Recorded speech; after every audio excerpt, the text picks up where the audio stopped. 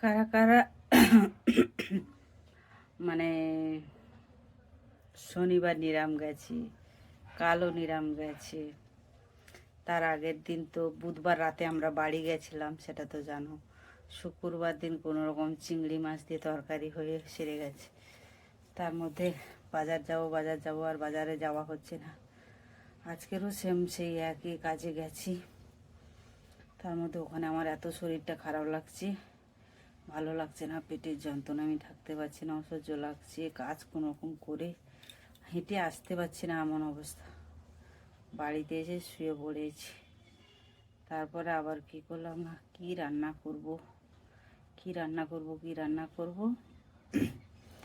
তা আবার বাজারের মুখটার কাছে গেলাম, গিয়ে কী নিয়ে এসেছি সেটা তোমরা দেখো অন্তত।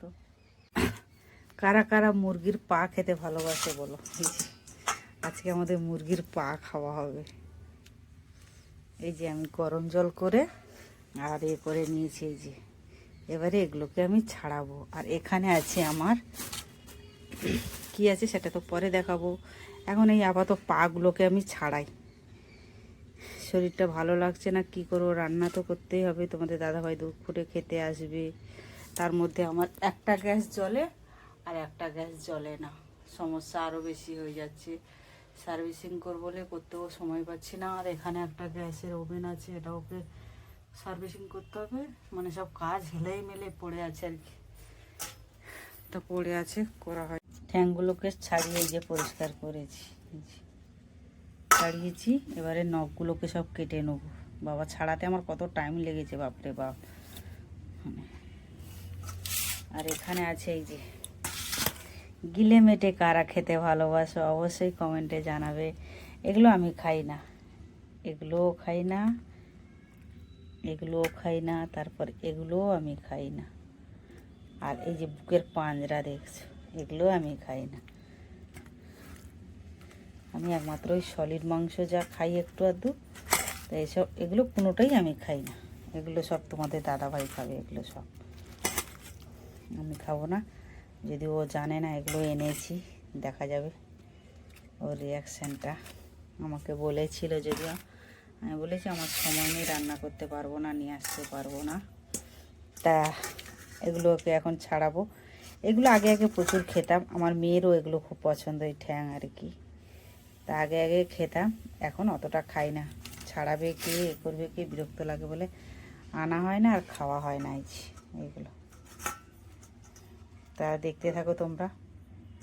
আমি আলু, পেঁয়াজ, আদা বাটা, রসুন বাটা, পেঁয়াজ বাটা দিয়ে দিয়েছি, লবণ দিয়ে দিয়েছি, হলুদ দিয়ে দিয়েছি, দেখতে পাচ্ছ।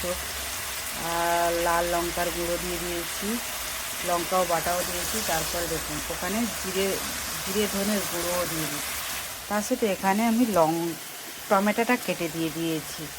এবারে একসাথে মশলাটাকে আমি এর সাথে কষাবো, কেননা যেও ওর মধ্যে চর্বি আছে, আমি তেলটা একটু অল্প দিয়েছি, কেননা এই গিলে মেটে থেকে অনেক তেল বেরিয়ে পড়ে জিনিসটা।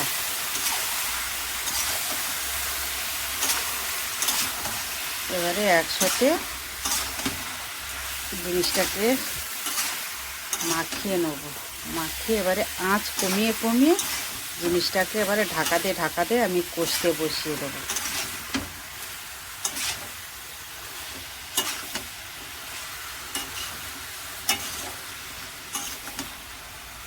পুরোটা মাখানা হয়ে গেছে দেখতে পেলে। পা এনেছি তো বললাম, তারপরে গিলে মেটে এনেছি। কে কে ভালোবাসো খেতে অবশ্যই কমেন্টে জানাবে, কেননা আমি পাটা একটু আধটু খাই, যদিও খাই না। আর এখানে আমি কাজের বাড়িতে করেছিলাম। এখানে এই যে দেখো, মানে এখানে আছে ফুলকপির পাতা আছে, আর বাঁধাকপির পাতা আছে, তারপরে আছে বটবটি। একসাথে সব সেদ্ধ করে নিয়েছিলাম আমি, একসাথে সব সেদ্ধ করে রেখে দিয়েছিলাম কালকে, দিয়ে মিক্সির বাটিতে রেখে দিই। আজকের আবার ওইটা কাঁচা লঙ্কা রসুন একসাথে ওগুলো সব পেস্ট করেছি। তারপরে এবারে কড়ার মধ্যে কালো জিরে ফোড়ন দিয়ে হলুদ লবণ একটু নুন মিষ্টি সব রকম দিয়ে বানিয়েছি। এটা হচ্ছে আমার দুপুরের খাবার।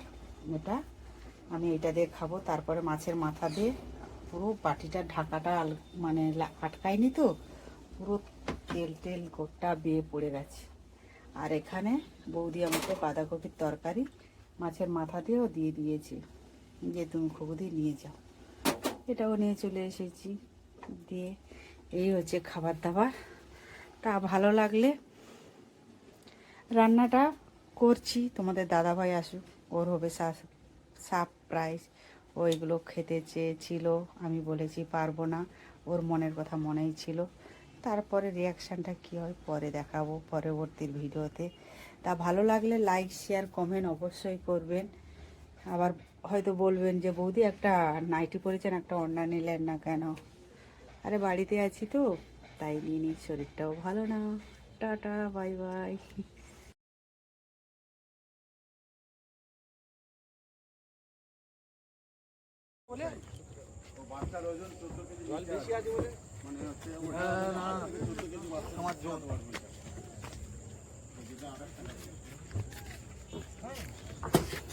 দেখি ও বাবা গো, নৌকোয় উঠছি এখন আমি।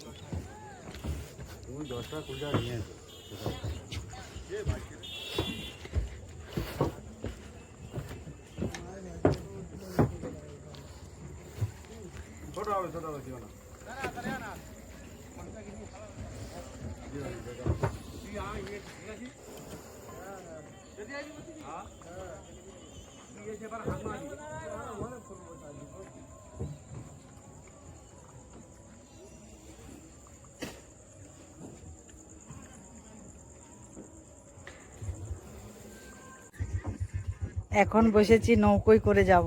এখন বাজে 6:45। নৌকোয় উঠেছি, এখন আমি কলকাতায় রওনা দিচ্ছি। ও পাশে গিয়ে গাড়িতে দেখা হবে। সারাদিনের অবস্থা দেখেছো আমার, জার্নিংয়ের পর জার্নিং হয়ে গেছে, খুব কষ্ট। এবারে নৌকো থেকে নামবো, মানে সব লোক দাঁড়িয়ে আছে, জেঠিতে উঠবে সব। ও বাবা গো,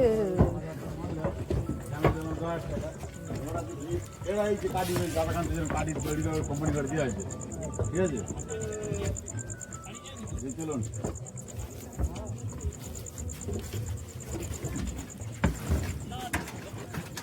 চলুন, আমি ধরি যা তো মাথা আর কি দরকার আছে, ধর না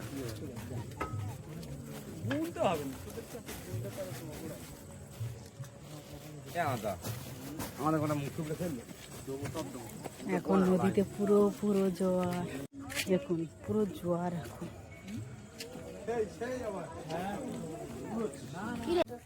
খেয়া পারিয়ে এবারে হাঁটতে হাঁটতে যাচ্ছি। এখন ধরবো টোটো, টোটো দেখি পাই নাকি। টোটো ধরে খুব রিস্ক নিয়েছি, এটা মানে যাওয়াটা পসিবল না, তবুও পসিবল করতে হচ্ছে, কেননা রিক্সের ব্যাপার আছে এই পথে যাওয়াটা, তবু চান্স নিয়েছি। দেখি হাঁটতে হাঁটতে এখন যাচ্ছি, কি হয়। দুর্গা পূজা হয়, এইটা হচ্ছে ঢাকি। ঢাকির নাম শুনেছো নাকি জানি না, ঢাকিতে এখানে নদীটা আছে, এখানে হয় দুর্গা পূজা। পরপর এই যে টোটোগুলো দাঁড়িয়ে আছে, এখানে পুরোটা রাউন্ড করা আছে, মানে মানে যেহেতু দুর্গা পূজাটা হয় তো পুরোটা একদম ব্যারিকেড করে উঁচু করে দিয়েছে। মনে হয় কি হবে এখানে, প্যান্ডেল করছে, মাটি ফেলে উঁচু করছে পোতাটা আর কি, বৃষ্টিতে উঁচুটা হয়ে যায় নাকি জানে কি পুজো আছে এর মধ্যে। আর তোমরা আমার পাশে থাকো, আমি একা একা যাচ্ছি, আমার বিপদ হলে তোমরা আমাকে পাশে থেকো, সাহায্য করো প্লিজ। টাটা বন্ধুরা, ভালো লাগলে লাইক শেয়ার কমেন্ট অবশ্যই করবেন। টাটা।